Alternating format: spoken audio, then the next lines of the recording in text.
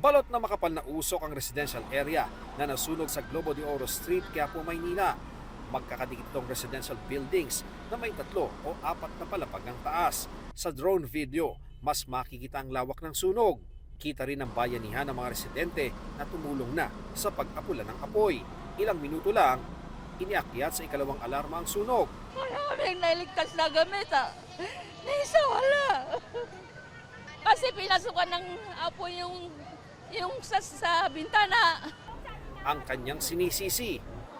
Naubusan yung mga bombero ng tubig. Sana po tulungan niyo kami.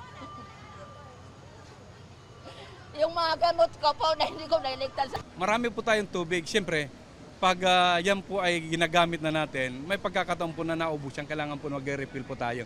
Kaya pinakausapan natin yung mga tao, magbayanihan po tayo. Napakalakas pa rin ang usok dito nga sa nagaganap na sunog sa Globo de Oro dito sa Quiapo sa Maynila. Kaya naman tulong-tulong yung lahat ng mga rumisponding bumbero para maapula na ang apoy. May narinig pa raw na malakas sa pagsabog ayon sa isang residente.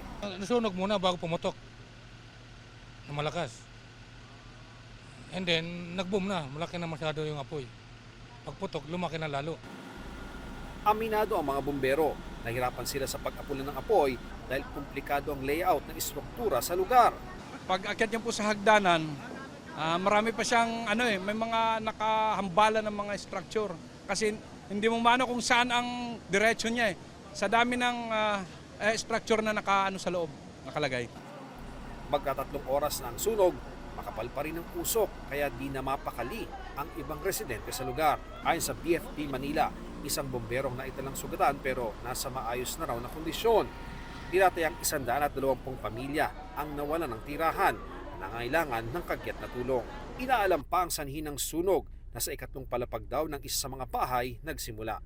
Para sa GMA Integrated News, Ian Cruz, nakatutok 24 oras.